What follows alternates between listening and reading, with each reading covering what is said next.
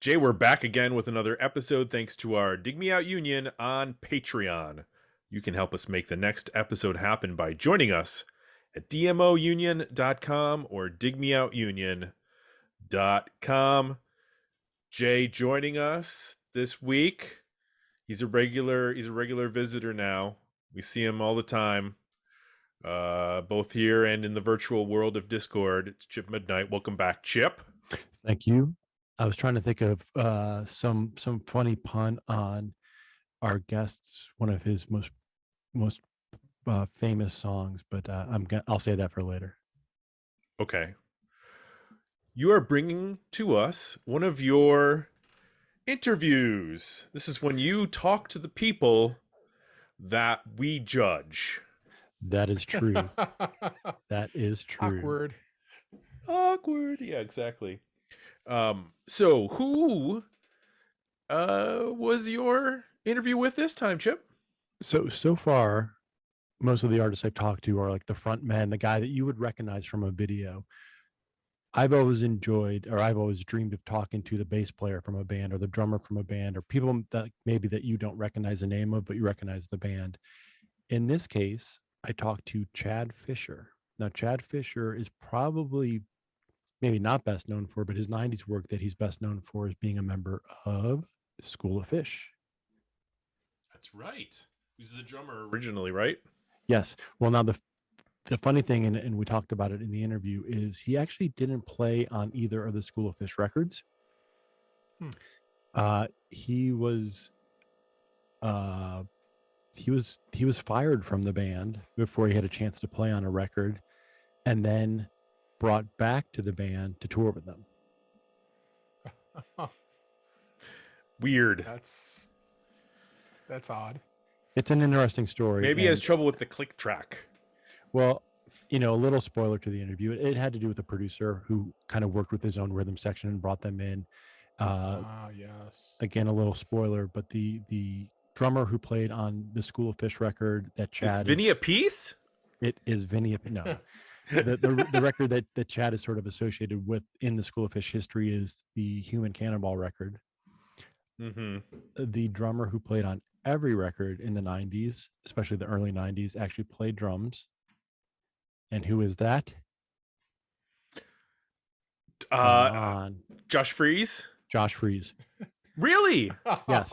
I just took a random shot because he's one of those guys who plays drums on everything. I was about to throw out Kenny Aronoff, but that's the other one. And you'll hear this in the interview, but Chad does not hold grudges and doesn't he was fired and Josh Freese was brought in, and then Chad ended up making building his own studio. And whose record did he work on and who did he produce? The Josh Freese solo record. Wow. So he and Josh are friends and no hard feelings. Yeah. And it was Chad realized that he was an employee of School of Fish and not a voting member of School of Fish. And he's done very well for himself, keeping that stuff in mind. He was a student in the School of Fish, not a principal or teacher.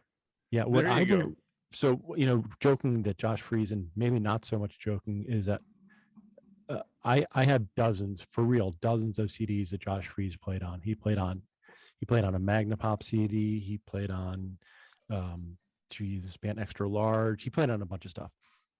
Mm-hmm. As Chad and I were talking, and after Chad and I were done talking, I went through my CDs, and Chad actually has his fingers in a lot of different bands that I didn't realize of CDs that I own, which was pretty interesting to find out. But current day, and maybe not so current day, but what he has probably best been known for in the last 20 or so years is he wrote and performed the theme song to the TV show Scrubs. That's right. That was going to be my little inside joke. I'm No Superman is the name of the song, right? Yep. And so when you were going to say, "Here's Chip," and I was going to say, "I'm no Superman," but it didn't feel right to say it at that point in the conversation. You should have let me know, and then I could have teed it up better for you. Yeah. But yeah, that again, Chad was in the right place at the right time. Zach Braff ended up at a cookout in Chad's backyard, and next thing you know, his song is the theme song to Scrubs. And Chad has gone on. If you go to his website, chadfischermusic.com, and that's Fisher, Fischer, music.com, he has kind of his list of credits, and he has done soundtracks and songs and singles for tons of movies and TV shows. He's really made a niche for himself and continued to do some stuff on the side. We were talking before we started recording that he and Colin Hay from Men at Work have worked together quite a bit over the last 20, 25 years. He played on Colin's latest couple records, or maybe all of his records. They formed a friendship many years ago. So he keeps busy with that. And then he's also had a band post School of Fish called Laszlo Bane. Laszlo Bane put out, I think, one record in the 90s, maybe two, and are thinking about working together again on some stuff. And I guess the one other thing I'd plug to is that during the pandemic, to keep himself busy and to entertain his kid, Chad started doing a bunch of cover songs and using his iPhone and using all the fun iPhone gadgets. And I don't have an iPhone, so I don't really know what I'm talking about, but all the fun movie filters and stuff. And he ended up making a bunch of cover songs with videos. Probably the one that most people might be interested in checking out is he redid School of Fish's 3 Strange Days. And he got all the original members of the band to do it, and then Chad sang the lead vocals, because those listeners may probably know, and if they've listened to Dig Me Out in the past, know that Josh Clayton Felt, the lead singer, passed away from, I believe, testicular cancer at like the age of, like, he was like 32, 33, 35, like in his early 30s. So as a way to pay tribute to their ex-band mate, Chad was able to get all the guys back together and make a cover of that song. Well, we've talked about some of the folks that Chad's been, involved with on this podcast. So it's cool to get even more information and about his very diverse career. And when you go to his Wikipedia page, there's lots of stuff on there to cover, like you mentioned. So thanks for another interview, Chip. Sure thing. And let's get to it. Let's get to the interview with Chad Fischer. All right. We're going to welcome Chad Fischer to Dig Me Out podcast. Chad, welcome to the show. Great to be here. Thanks for having me. Yeah. So Dig Me Out podcast is dedicated to 90s music and music that, it's all about, like, maybe underappreciated or overlooked. The guys, Tim and Jay, have reviewed Human Cannonball. I don't know in your mind if that was an overlooked or underappreciated record. I know that coming off of the first School of Fish record with the huge hit, the second one may not have like reached the heights of the first one. But before we get into Human Cannonball and your School of Fish career, let's talk about the 90s and kind of where you started. 1990 rolls around. Not sure, and I'm not going to ask you your age unless you want to tell me, but 1990, do you remember where you were, like, as the 80s turned into the 90s? And oh, absolutely. I mean, I was graduating from college. I went to Brown University, which is where I actually met the lead singer from School of Fish, Josh Clayton Felt. We were good buddies. Actually formed a band our freshman year, which would have been 1986. Played around in all the different parties and frat parties and bars and stuff. Made our maiden voyage across country to Los Angeles, where he decided, I'm going to pursue this as a professional career. And I was like, my parents will kill me if I just throw away. It took everything to get into that school. I got to go back and finish. So I was graduating 1990 from Brown. And the day of graduation was when the School of Fish's single, 3 Strange Days, premiered on MTV. So I'm turning on MTV and seeing my buddy like living the dream. Like, he actually made it. It was pretty amazing. And I would go out and audition for the band and actually not make it. Another guy got that gig. And then eventually he left the band. And then that's when I came out and auditioned a second time and then finally got into the band.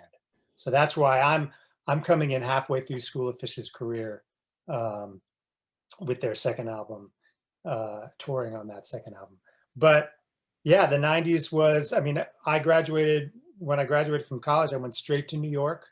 I'm now playing with Lisa Loeb, who was in my class at Brown, and we're, you know, playing at the bitter end in all these places in New York City. And all you're hearing now, I'm working at an office doing data entry as my day job, and the tech guy comes up to me and goes, "Have you heard of this band Nirvana?" And I'm like, "No." It's like, "They're gonna be huge." And I'm like, "Okay, I guess you got your finger on the pulse." And sure enough, it was like everything changed. It's kind of like when the Beatles came out. Everything changed with that album. And I even saw School of Fish change, because they were much more of like influenced by, you know, there was a Beatles influence there. There was a lot of just kind of more trippy psychedelic British influences. But once Nirvana came along, and then the A&R person at Capitol Records is going, "Hey, it's all about grunge now." And now they're leaning into that for their second album, which may have been a mistake, which I think is actually maybe why that record was not quite as good as the first one. Yeah.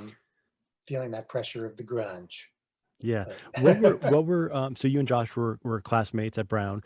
yeah. What were you guys, I mean, you both are musicians. Were you big musician geeks in college? I mean, were you always Totally. I mean, talking music and going to shows and we basically hit it off at the Punch Bowl at a orientation barbecue that we, like a month before we got to school.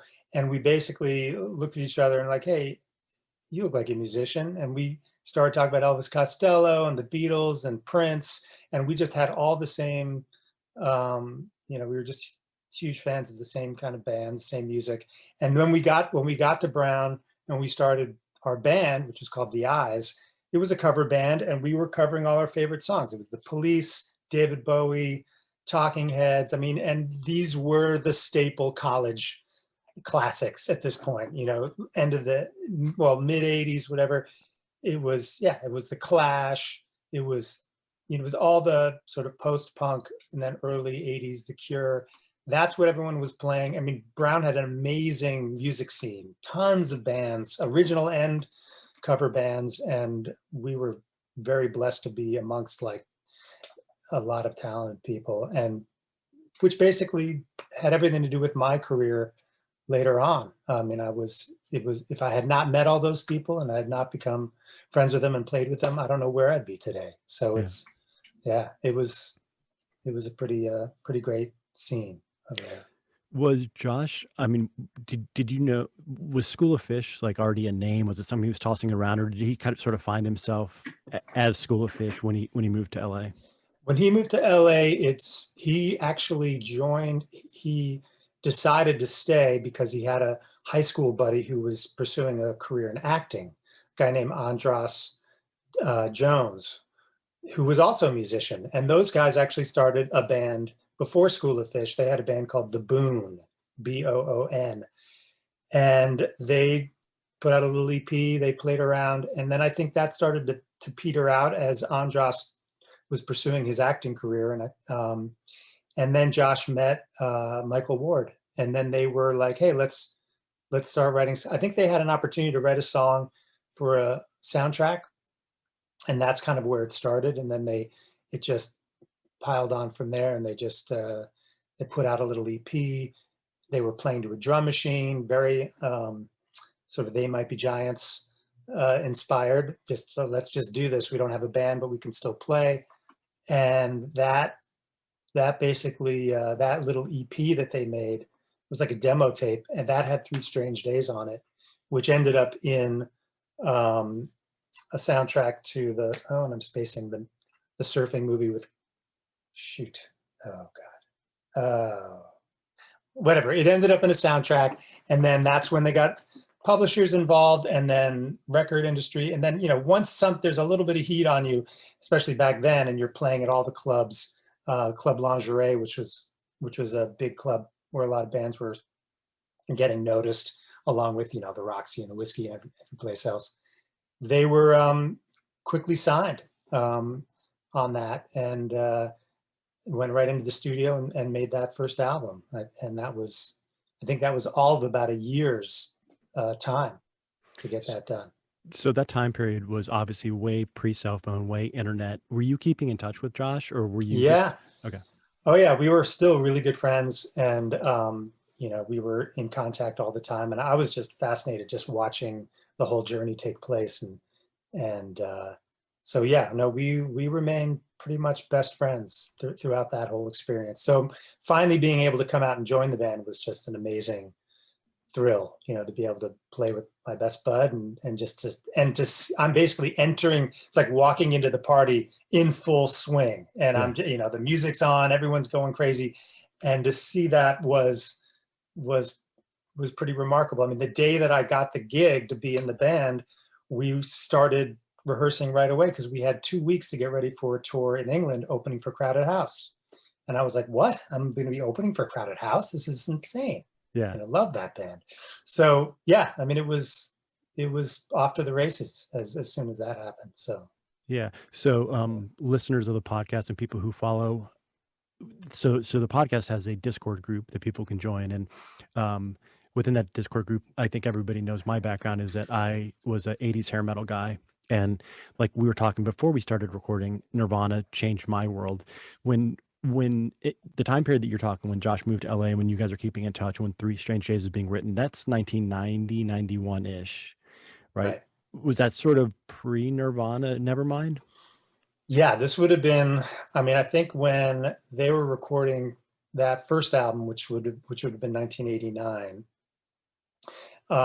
Yeah, Bleach probably had come out at that point, but still flying way under the radar as far as, mainstream awareness. And then Nevermind was coming out right, I think within that following year of School of Fish's first album. And then just, it was the eclipse at that point. It just came out, and that was, and I know Josh was, I mean, everyone was very aware of that, and especially the label feeling like, okay, now we got to lean into this grunge sound. And Michael Ward, who came from a very heavy guitar, heavy metal shredding background. I mean, the guy was, and it still is, an incredible guitar player, but really he was psyched because he was like, all right, now we can really dig in and get really, heavy and dark, which is definitely where he was. Josh, on the other hand, was much more about, wanting to be positive and melodic, and they were definite yin and yang going on, which was a good thing, but then also caused a lot of tension that eventually became very unhealthy, and it was sort of like a dysfunctional marriage. Yeah. And that was the demise of the band eventually. So you moved to LA, you joined School of Fish, you rehearse and you hop on a plane to go overseas. Was School of Fish your only option, your only auditions, or were you trying out for other bands at the time? Well, like I had been playing with Lisa Loeb, another friend from Brown, and it was actually at the time that I left to go play with School of Fish. I think within about 6 months, she had her whole Reality Bites soundtrack moment with her song Stay, which was a huge deal because that was a song that she owned 100% of. There was no publishing deal, no record deal. Gets on that soundtrack, blows up and becomes a gigantic hit. And now she's like, the world is her oyster. And I was able to watch all that happen, and we were still in touch. And also the guitar player, Tim Bright, who was in Lisa's band at that time, who would then later join me with Laszlo Bane. So everybody's still, everyone's close, watching each other, this whole, explosion of everyone's careers. I mean, yeah, it was a pretty amazing time. But no, I was not auditioning for tons of bands. I literally leapt from Lisa's band right into the School of Fish scenario, and that, which lasted a good solid, maybe 2 years before that finally ended. Because Josh was your friend, you had been playing with Lisa, Josh is your friend. Yeah. Were you banking on School of Fish over Lisa Loeb? Like, did you think Lisa was going to become the Lisa Loeb that we all still talk about today? Well, I mean, you never know, but I was just trying to get a salary, and and that way, I was like, oh, Josh is on Capitol. There's a salary to be had, and obviously a great opportunity to play with a great band and to play with my buddy. So it was kind of a no-brainer. I was going where I thought, and also it was a good excuse to finally move to LA, which is where I really did want to be, because New York was not really my jam. It was just, I literally had an allergic reaction to living in New York City. I mean, my skin didn't like it. It was it just broke out in eczema. But I mean, yeah, LA was definitely the dream to finally move to California. And but yeah, I mean, a lot of things were happening even while the School of Fish thing was going on and was starting to peter out. That at that moment was also where I met Colin. We can get into this conversation about Colin Hay. Absolutely. And that was, I mean, School of Fish hadn't officially ended yet, but I was able to meet Colin through a mutual friend, and he needed a drummer because he was starting to record an album in his home studio in Topanga. So that was another opportunity. It was like, it was validation that moving to Los Angeles was a smart idea, because this is where there were just more opportunities for someone like me. And I was also a budding songwriter. I had always thought, well, one day I will, I can't be drumming forever. The experience of actually getting fired off of the School of Fish album, Human Cannonball, and being replaced by Josh Freese was a huge eye-opener, because while that was happening, while I was being told by the producer, who at that point was Dennis Herring, who was also well known for replacing rhythm sections on albums, he was bringing in all kinds of drummers, and not only Josh Freese, but other drummers were coming in. Pat Mastelano, who I was a huge fan of his drumming, he played on Oranges and Lemons, the XTC album. And Pat turned to me and said, hey man, just so you know, try to have as many irons in the fire as possible, and it was a true eye opener. I was realizing I can't just be a drummer. I'm not good enough, and B, it's just such a narrow path. I better really start focusing on songwriting and production, which is pretty much what I did. As soon as the School of Fish thing was crumbling, I was like, okay, I'm getting some gear. I'm going to get an 8-track. I'm going to actually start learning guitar for the first time and really start working on my songwriting. And that's where that whole turn, I mean, if I hadn't been fired, or if that whole School of Fish thing hadn't fallen apart, I don't know what I'd be doing today. But that was a huge pivot for me. And so, yeah. Yeah. So if we can talk about Human Cannonball. So you were part of the writing sessions though for it, right? Just when it came to recording, you weren't on the recordings, or were you even not part of the writing? Yeah, not part of the writing. Writing Okay. was all Josh and Michael demoing songs, and then they would play them for us, and then classic sophomore slump scenario, which is that you tour endlessly for your first album, which does really well because you've got all this fresh material that they spent a long time developing.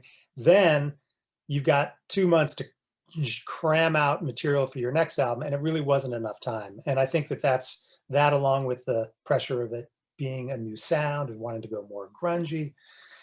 And then obviously there was trouble in the studio. You had Dennis Herring, who ended up switching all the personnel, and then he got fired. And that's when Matt Wallace came in and brilliantly basically kicked everyone in the pants and said, we got 2 weeks to finish this, let's go.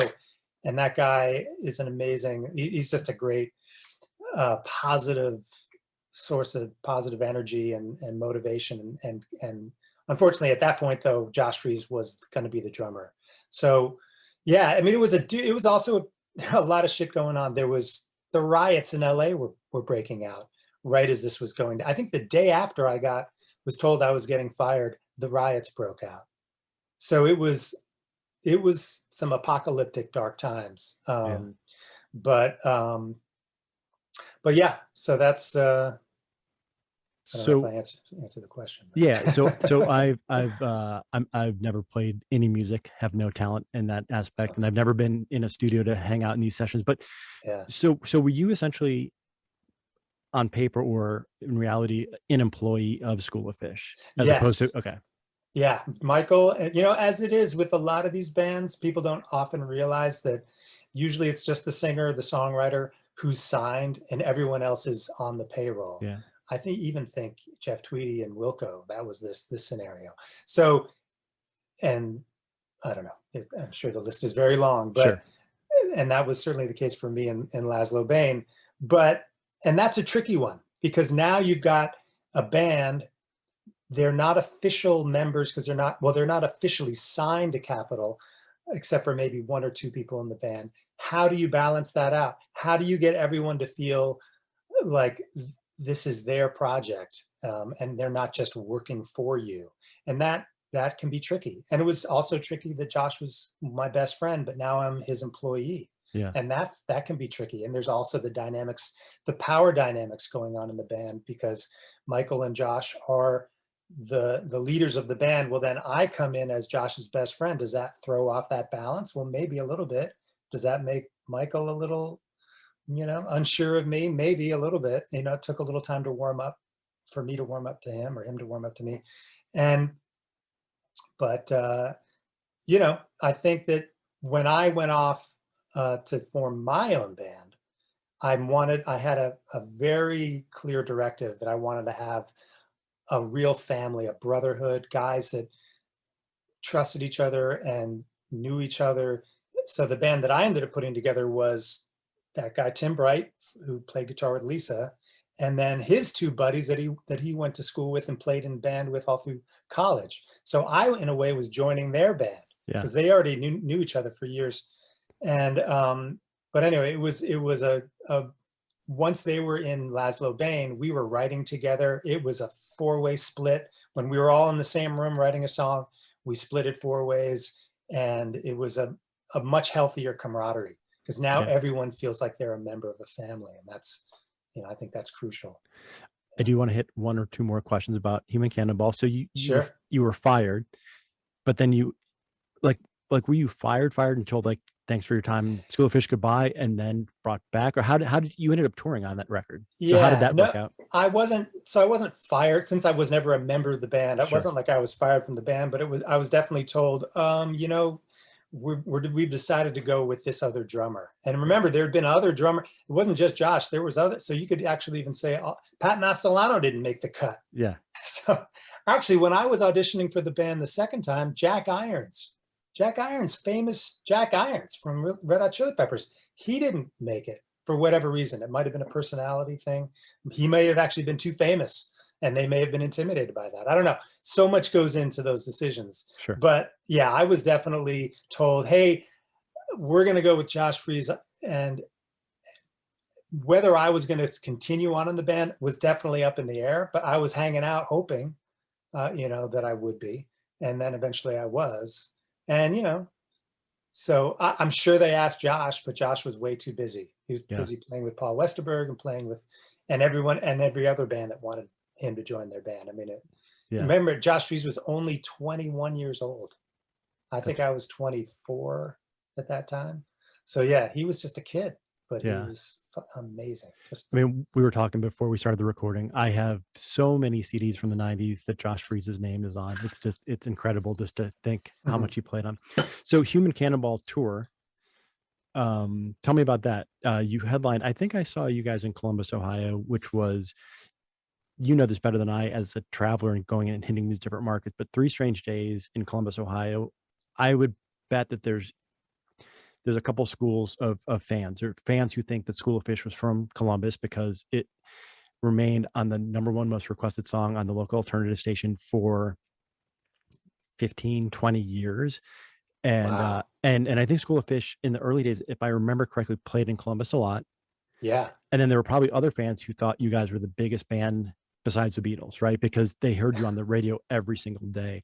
What are your memories from the Human Cannonball tour, and was it all headlining? I saw you headline, but I'm not sure exactly what the tour was like. It's the US, because touring with Crowded House in England was such a huge thrill, that my most vivid memories are of that tour. The touring that we did after that, when we came back to the States, felt, well, I guess, no, wait. Yeah, Human Cannonball hadn't come out yet when we did the England tour with Crowded House. But the touring on Human Cannonball, I feel like it was a tour that either got cut short or didn't go as long as it maybe should have. It was definitely opening for Paul Westerberg, I think was a good part of that tour. And then maybe we were also going out and headlining, but it was definitely, I think, sadly, a little bit of Spinal Tap scenario where they were coming back to perform at places they had previously played at that were sold out previously, and now coming back and not as great of a turnout, mainly because that album was not getting as much airplay. It was still all about Three Strange Days, and you could definitely feel that when we would play those songs live. They connected. Those were the songs that connected with the audience. Yeah. And they were just poppier songs. I think they were more radio friendly songs. So that it came down to just, I think, the newer album being darker and not as catchy and not as radio friendly. And I think to your point, as far as Columbus, why I think it just, all you need is a DJ or program director who just decides to champion a band for whatever reason. They feel a connection and they push that song, and then everyone hears it on the radio, and there you go. Which is something we're not getting anymore, right? I mean, we don't have radio the way we did back then. It's all playlists on Spotify, and everyone just listens to their own curated thing. So we're not having that feeling. I call it the earthquake effect, because living in LA, there'd be an earthquake every now and then everyone would come out of their houses and bungalows, and for the first time actually talk to those neighbors who live across the street, because we all just had that shared experience, and it was a bonding thing. And that's kind of what it was like when you had something on the radio. It was like that amazing moment. Everyone else is listening to this as I'm listening to this, and this is a great kind of feeling. So Sure. Yeah. was there a official School of Fish meeting where you broke up, or what led to the end of School of Fish? It really happened after we played a festival in Seattle. I believe I forget the name of the festival. It was an amazing show because those radio festival shows are so much fun because you're playing in front of thousands and thousands of people outdoor. And I think Stone Temple Pilots was the headliner. But it was the discussion had been going on and on. There had never been a full announcement until after we played that show, and then we had a band meeting in the back wherever it was in the trailer, and that's when Josh and Michael basically announced that that was our last show. And it was a sad moment. It was really sad because it had just been in probably one of the biggest shows we'd played. And so it was, and I think in hindsight, there was definite regret. Once everyone started Josh pursuing his own solo career and seeing how difficult it was to start all over again.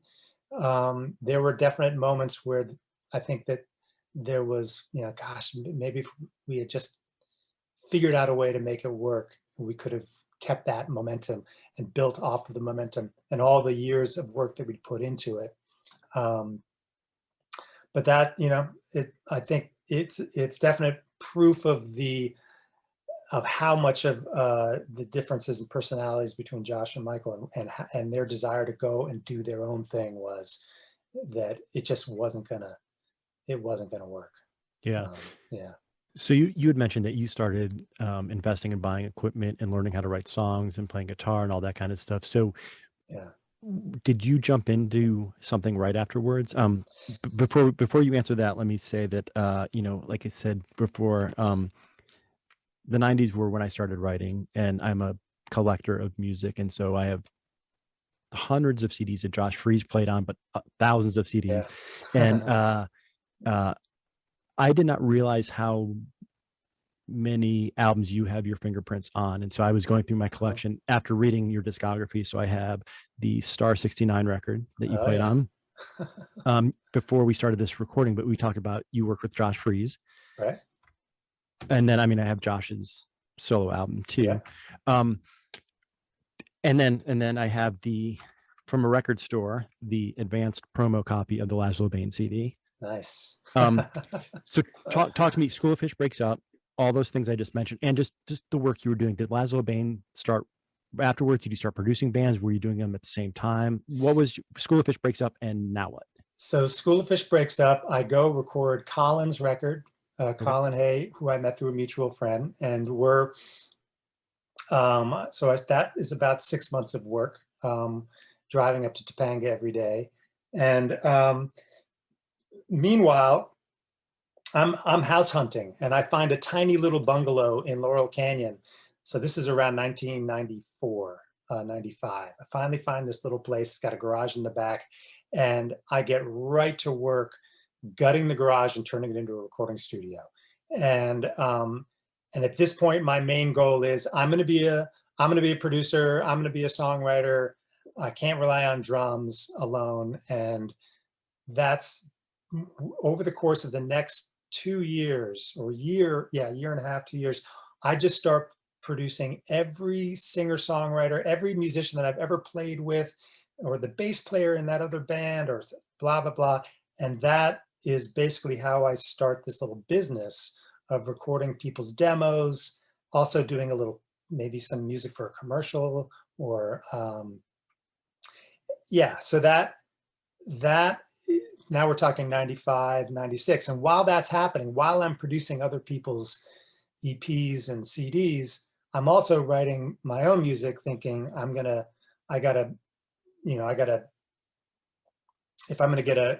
a publishing deal, maybe I can fool people into thinking I'm a band. And of course, at this very same time, Foo Fighters happens. So that Foo Fighters record comes out.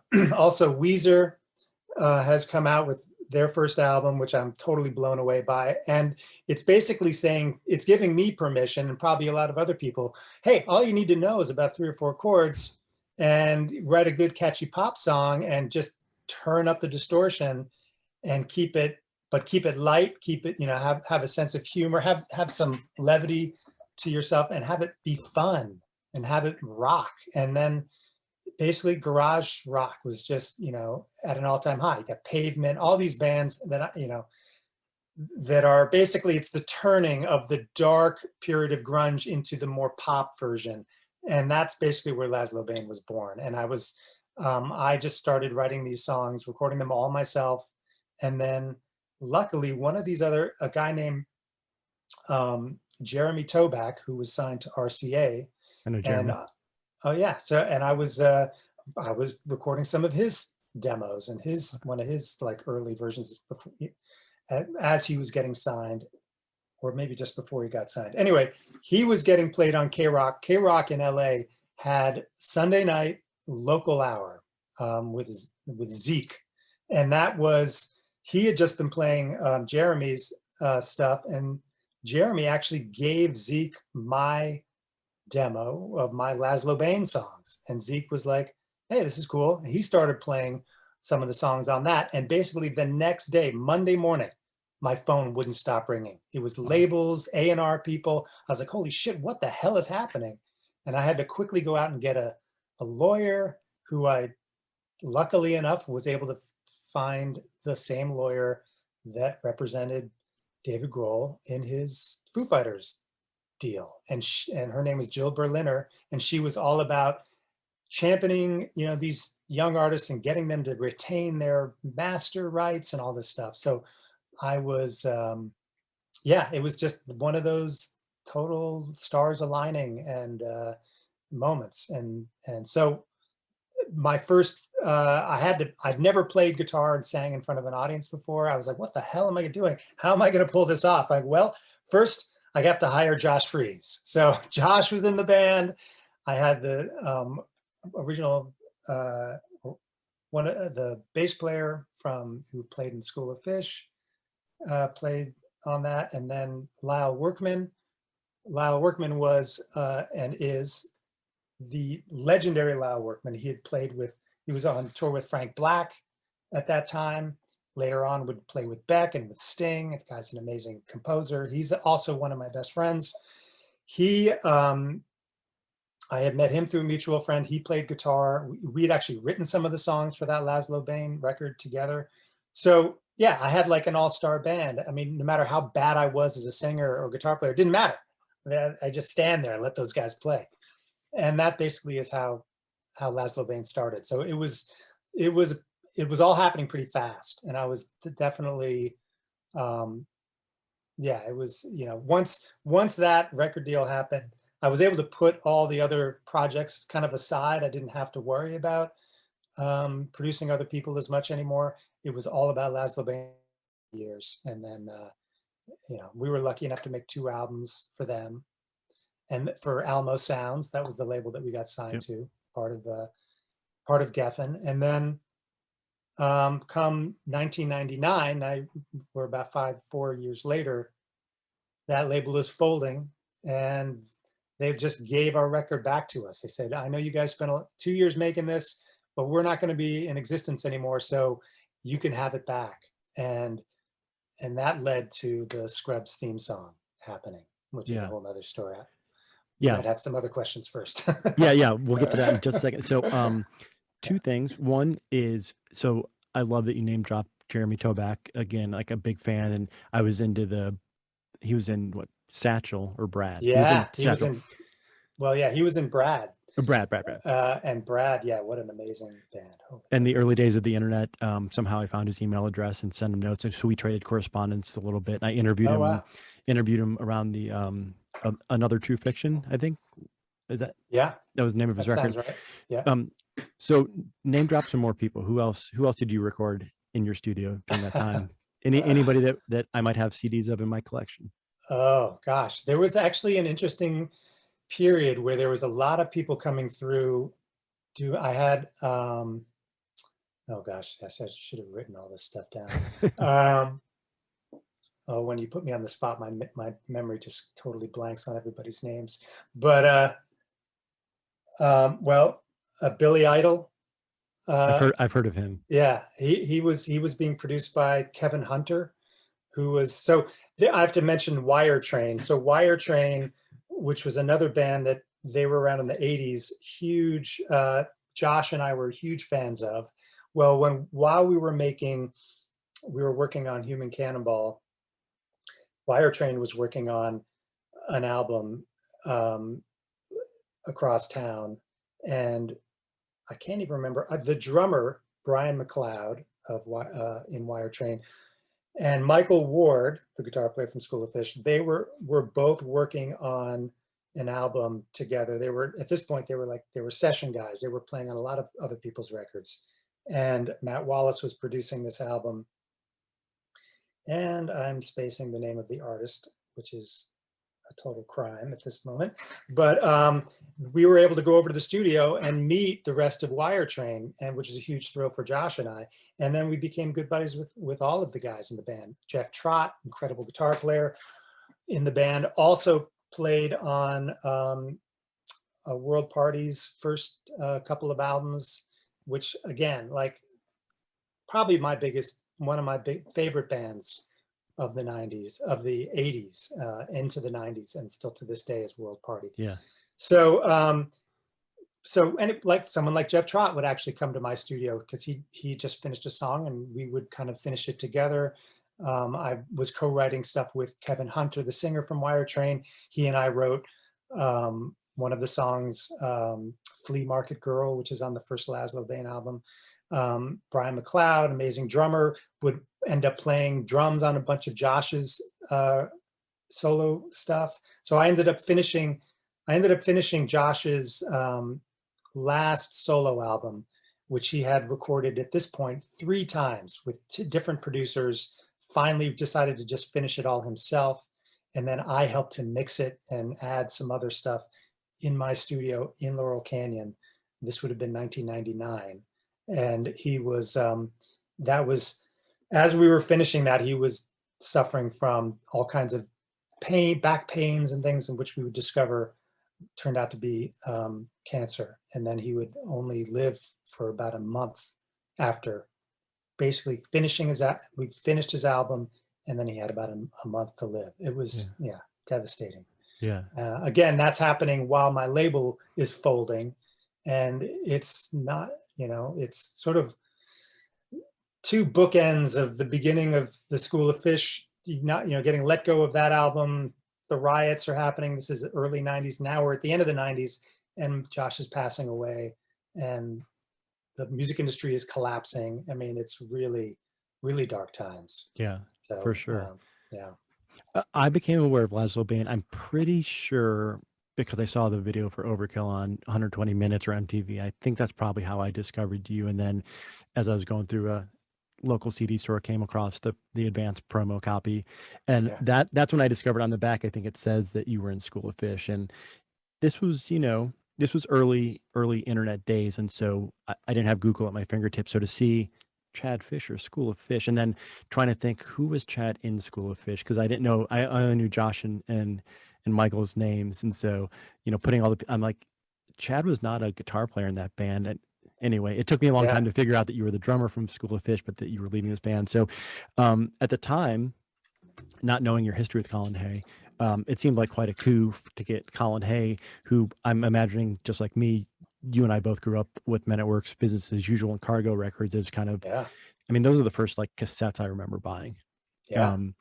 But it was more than just calling up your manager saying, "Do you happen to know Colin?" and bring him in. You had established a relationship and actually played on records of his by that point. Yeah, so I had already played on his album. Then we'd even co-written a song for a soundtrack, a film called Gold Diggers. We did the end sequence song called the Flying Song. So we'd worked on a song together. Then I was playing. He would go out on tour, and I would play drums for him. Sometimes I would just play with him on stage at Largo, which is here in LA, the old Largo, which he would play out regularly. So he had become a real, like a father figure, like an uncle. You know, we'd become family at this point. And so, yeah, so I've been producing one of his songs in my studio. And then I said to him, listen, could I do a version of your Overkill and just mess with it? And he's like, sure. So he came to the studio, just played acoustic guitar and sang the song. And then I ended up taking that and then adding drums and piano, guitars. I'm singing basically the whole first half of it. And then I used his vocal towards the end. And that's how that track came together. That was happening while I was recording my Laszlo Bane demos. Okay. So it was all at the same time. And I definitely put that song on the demos, as, you know, because there was a lot of discussion of like, well, one great way to get a deal or to break is with a cover. And that there was definitely some magic in that cover. And for sure. and then yeah, so that's basically how that happened. He was, and you know, then I had the idea for the video, which was sort of a Barton Fink, you know, old rundown, you know, residential hotel in LA, and he'd play the bellhop and come in and break up the rehearsal in the ballroom. And I still love watching that video to this day. I love that moment when he comes in and takes over. It's just amazing. I'm not even kidding. Like even thinking about that and like watching the video, it still gives me goosebumps. Like 20 years later, like just seeing Colin Hay come in and start to sing, it was just it was such an awesome. And I think that song, you know, I think we know. I think it probably. I was too young to know hits or not hits. I knew it was on the radio. I don't remember Overkill being as big as Down Under and Who Can It Be Now. I always consider it like my favorite song that nobody knew, but I'm sure people knew it. Yeah. But well, you know, that when he would play at Largo acoustically, he would play all those songs acoustically. But when he did Overkill, the audience, you could feel in the room, because it wasn't just a pop song. It had so much more depth to it. Yeah. And somehow when you break it, which is what I love when a song gets broken down to its real bare essentials, and then the real emotion can come through. And I think, which is also what Colin ended up doing with his whole career as a songwriter. And from that point on, where his albums became more acoustic and he's more sort of like like a troubadour up there. You know, he's telling stories, he's playing his songs acoustically. They just have so much weight to them. And, you know, that's where a song like I Just Don't Think I'll Ever Get Over You, which was ended up on the Garden State soundtrack.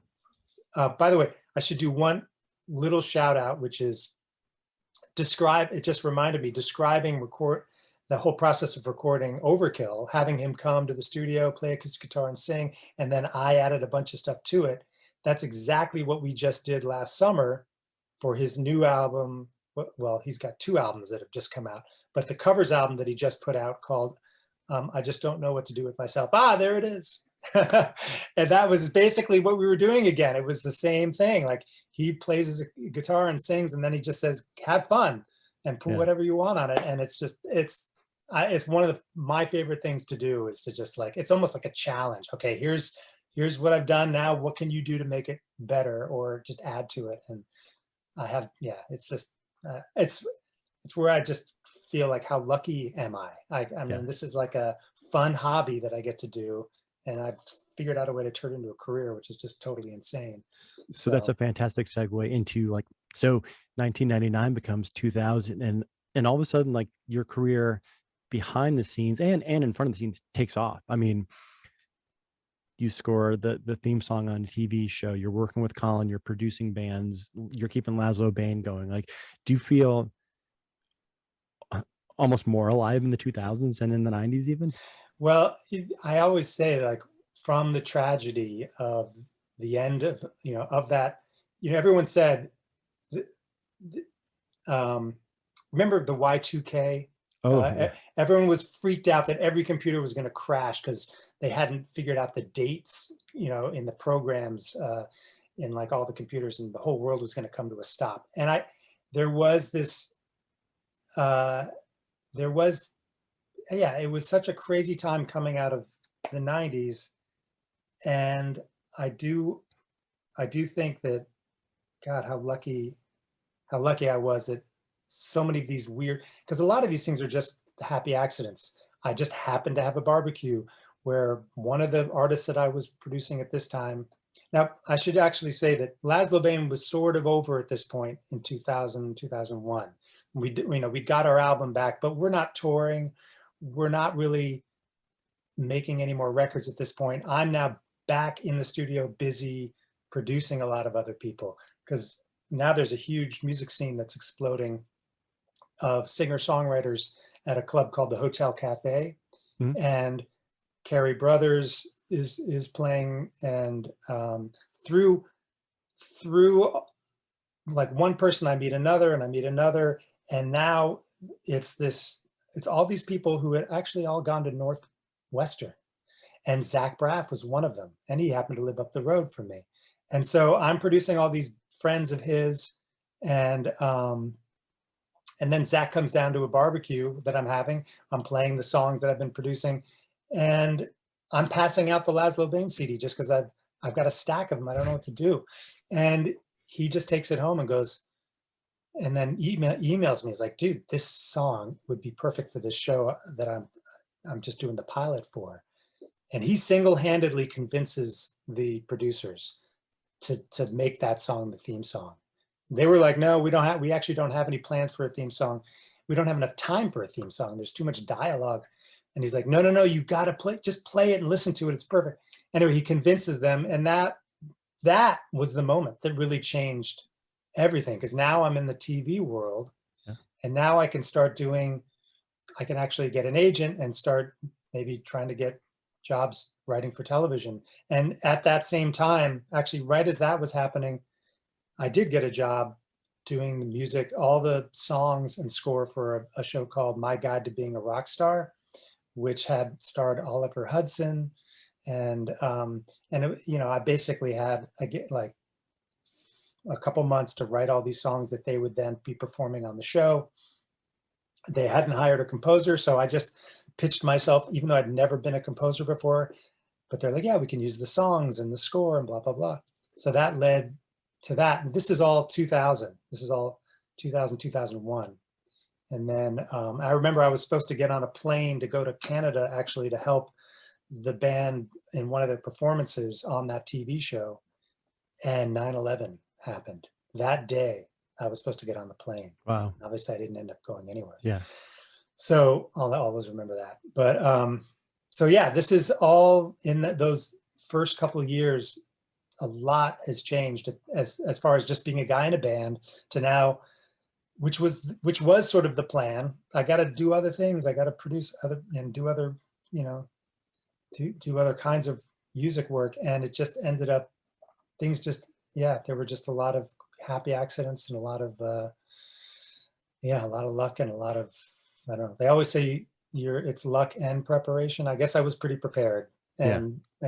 But coming to LA again, back to that whole decision, do I live in LA? Do I stay in New York? Or LA was definitely, I think, the smart move for that. Yeah.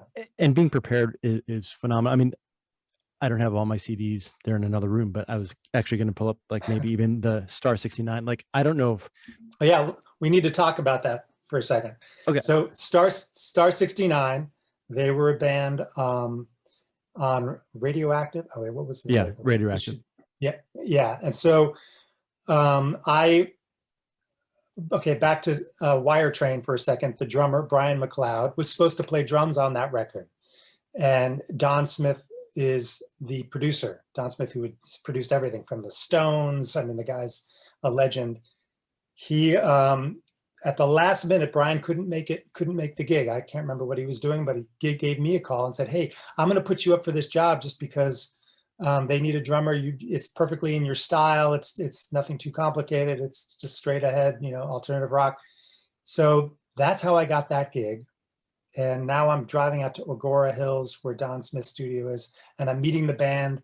I'm meeting the very sassy, somewhat obnoxious, very attractive lead singer. And then we actually ended up dating. I think this is a drummer female lead singer thing. I don't know, but that happened for a while.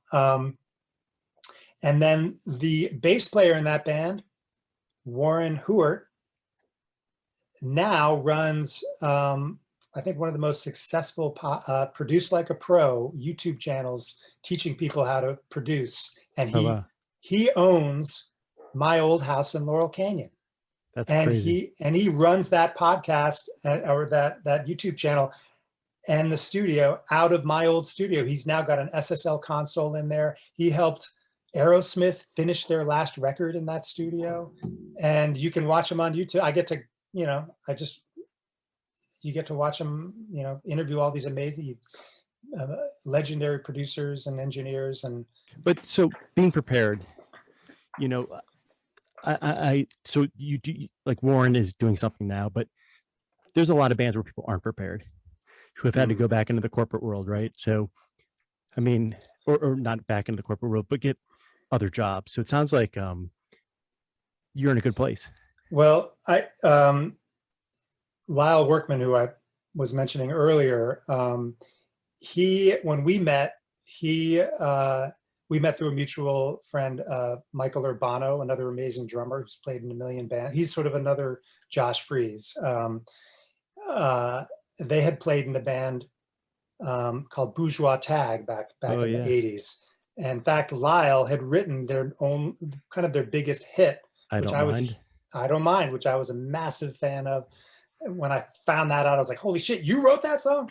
So he and I, when he moved down to LA, it was basically, we were both having this realization, like, yes, you can do, he was married, I wasn't married, but he was married. And I think feeling like, okay, how do I need a steady gig. How do I turn this into a career where I'm not going to just be freaking out my entire life? Yeah. And we were both realizing it's all about having a studio in your garage, because now the gear is here. We've got Pro Tools. We can do anything.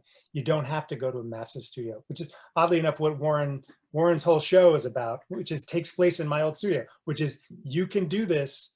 The gear is here, and figure out how to use it, I feel like I couldn't have been actually born at a better time, because it is because of technology that I was allowed to do everything, whether it's score movies, produce other people.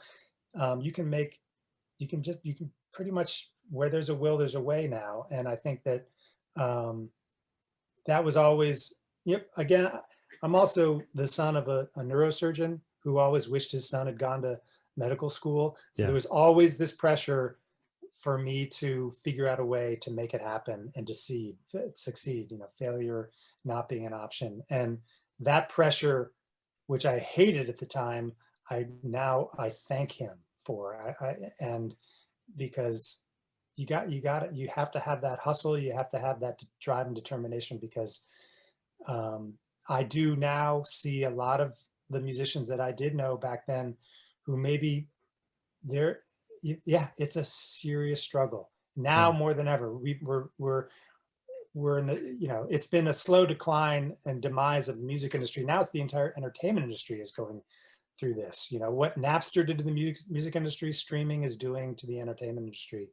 And I mean, I'm now scoring independent films for almost an unlivable wage. It's, if you were coming out, and I know a lot of people coming out, the new thing, it's not to be in a rock band, it's to be a media composer. Kids are coming out of Berkeley, out of USC, and there's a real realization of like, holy shit, this isn't going to be easy. It's never been easy, but now it's really, really difficult because budgets have just, dropped to almost nothing. Well, similar to records. I mean, this is all the people that I knew who were making records, Josh Freese included. People aren't making records like that. Producers aren't, getting hired and going to, maybe a little bit, but nothing like it was back in the 90s. Yeah, for sure. So what's funny is, I think, so I knew Three Strange Days. And like I said, I was an 80s hair metal guy whose life was changed by listening to Nirvana. But the main reason and the way I get into Human Cannonball was because I interviewed Blind Melon before they had their first record out. And it's a long story, but the short version is I wanted to meet Soundgarden, and Soundgarden was not doing interviews. And so I looked at the lineup for the show, and I was like, this band Blind Melon, never heard of them, but I'll interview them, and then I'll get to meet them, and then they'll take me backstage to meet Soundgarden, which never happened. But I ended up becoming really good friends. I I still talk to the Blind Melon guys like very recently, but I ended up on the Capitol Records mailing list, and that's how I got Human Cannonball. And but I don't know if you know, like after Shannon Hoon died, Brad Smith and Christopher Thorne started their own studios. They bought equipment, and they put that investment in. They knew that this is what they wanted to do with their lives. Yeah. So they were prepared as well. And I think Brad composes music now and does some producing, but I know Christopher's got a studio out in Joshua Tree, I think. Oh, wow. Yeah. Yeah, I think that's right. I think I remember that. Yeah, Joshua Tree, actually a lot of people are out in Joshua Tree now. That's kind of especially during the pandemic, that was the thing. Go to Joshua Tree, buy yourself a little shack and fix it up. So speaking of pandemic, and correct me if I'm wrong, it seems like you became even more prolific. You were releasing videos and stuff. Is that stuff you were doing before the pandemic, or was that to keep yourself busy and to take advantage of the time? Oh, it was definitely to keep myself busy. And it started out just like, oh, people are just bored and recording, they're live streaming themselves. And I was, after watching a few people live stream themselves and sort of, do that awkward moment where they're waiting for people to start paying attention, and then they're testing the mic and they haven't really practiced their stopping and starting throughout their performances. I was like, you know what, I'm just going to film myself with my iPhone, like getting a really one good take, and I'll record it, and then I'll add stuff to it, embellish it a little bit just to make it sound even better than just a straight vocal and guitar. Anything to help me sound decent. And that, it just, every video then became, the song had to be sort of inspired by the pandemic. Life of Illusion was the first one, which I thought was just thematically couldn't have been more perfect. And then, it just, one video after another, I just kept on upping the ante. And then we did and I was like, okay, this has got to be now let's turn this into a Laszlo Bane thing. I don't want it just to be me. I'm boring. So that was getting all the guys back together to do the Superman cover. And then to get all the friends and even some of the cast members to be in that video, it was a huge undertaking, but I think totally well worth it. At this point, I started thinking, you know what? I'm just making these fun videos for my daughter. So she can grow up and go, show it to her kids, or she can show it to her friends. And look at my crazy dad. That is pretty much what I'm doing. I'm like, this is just documentation.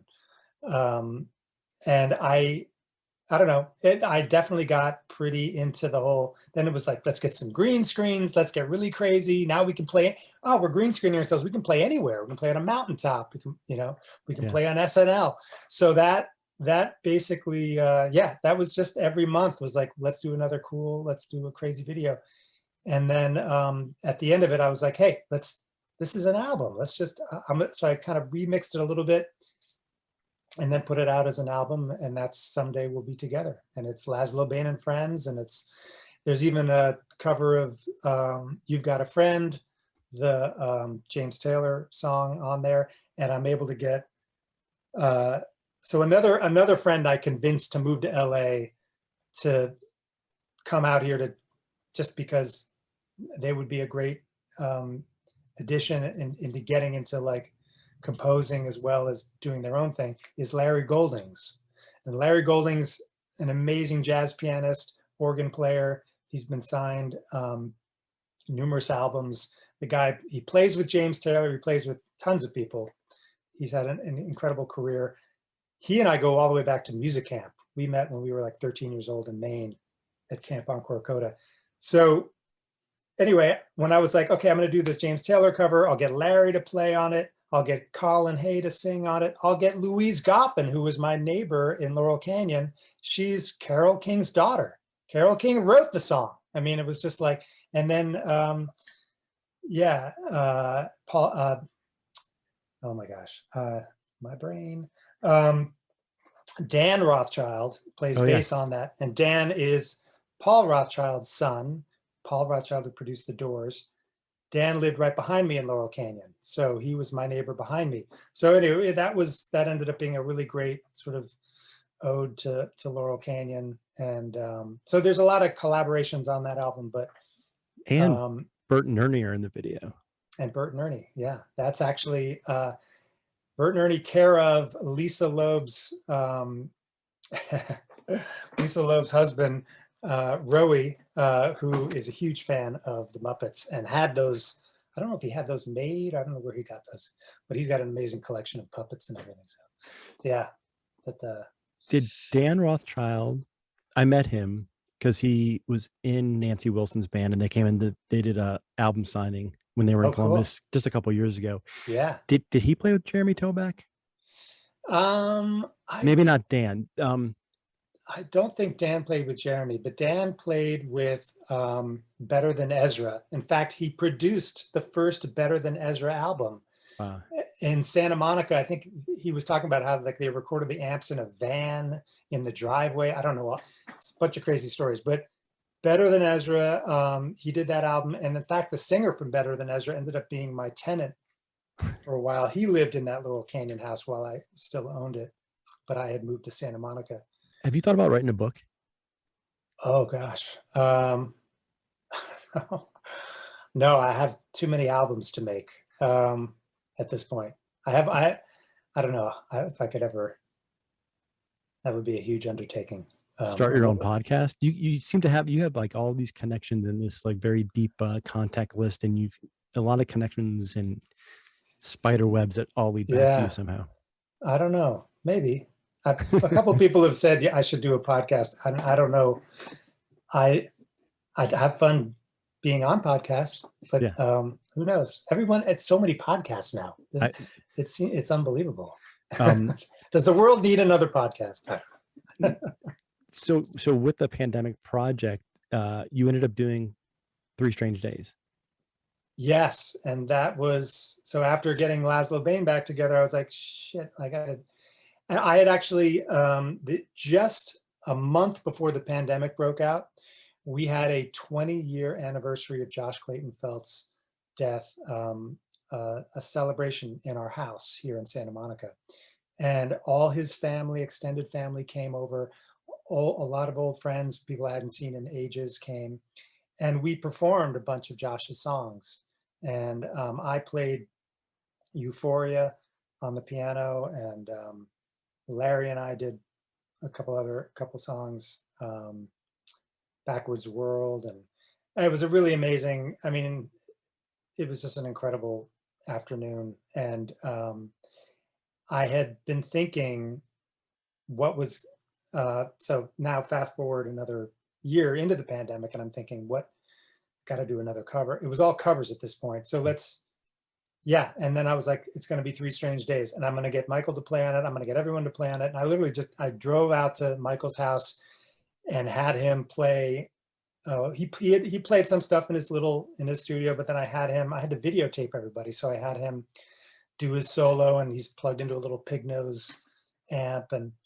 But that's actually another incredible thing, is that because of the pandemic and everyone's stuck at home, you can kind of call anybody up now, and everyone's got the time and the sort of the need to bond, and everyone's excited about reconnecting. So yeah, that was a pretty, I don't know, that video, it's very, there's a lot to say about it. I mean, first of all, I love the way it came out.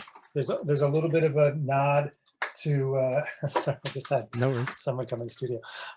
There's a little nod to another great band from the 90s on that version that I did, which is, what's the name of that band now? I'm forgetting. The song is Take My Picture. Filter? Filter. So I love that song, Take My Picture, from Filter. So I'm doing a little nod to that, and just the way there's a tabla and the 12-string guitar. Yeah. The other magical thing was, I had just been at Colin's studio, and I saw this kid who he'd hired to engineer some tracks. I'm like, holy shit, that guy looks just like Josh. I'm like, Colin, how come you haven't even mentioned this? You have Josh's doppelganger working in your studio. So I was like, that guy's definitely got to be. So his name is Marcial. He's an amazing producer, and he has a studio downtown in LA.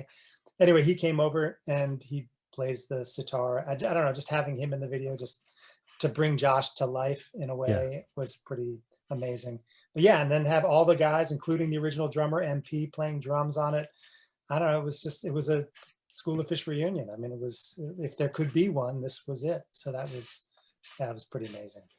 Yeah. So kind of to wrap it up, we talked about, I mean, and you even talked about the 90s started off, and the way that it ended, it was kind of this roller coaster ride for you. Nostalgically looking back, how would you describe the 90s maybe to your daughter? In terms of your career, in terms of your music career?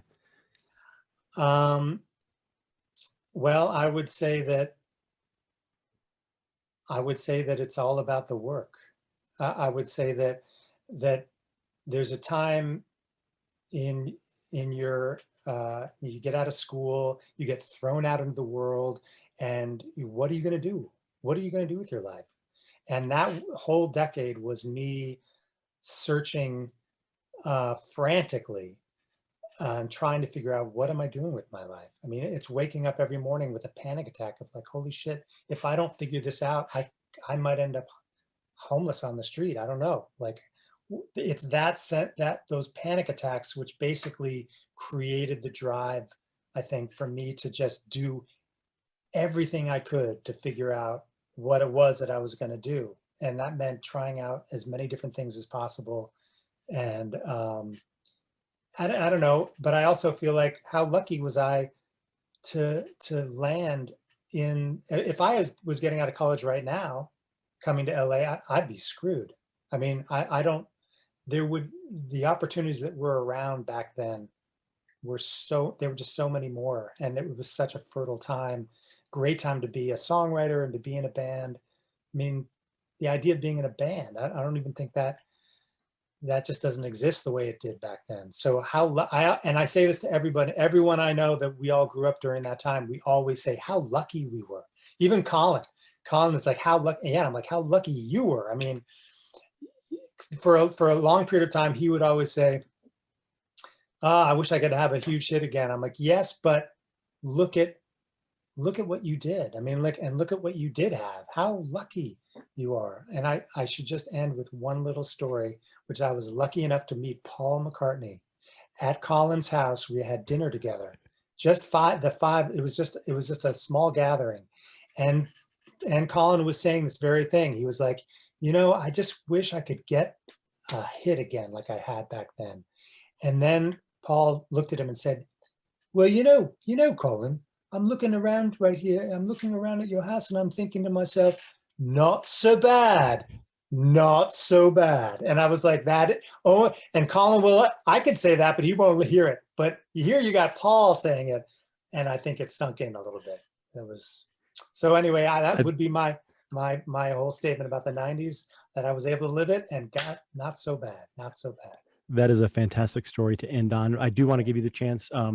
Is it chadfishermusic.com? Or tell me where people can find you and yeah, my website is Chad Fischer Music. My YouTube channel is Chad Fischer Music, and type it in and you'll get there and you'll see all those wacky videos. And then my website has all my scores for all the films that I've worked on. And then some of my instrumental solo albums that I did, one called National Parks that came out a couple of years ago. And there'll be more of those coming out in the future. And there'll be another Laszlo Bane original album coming out, because we're done with covers. Now everyone tells me no more covers, got to start writing some original music. So that's what's coming in the future. Awesome. Well, thank you, Chad. I hope you enjoyed talking about the 90s as much as I enjoyed hearing your stories. I did. Thank you for having me on. It's been great.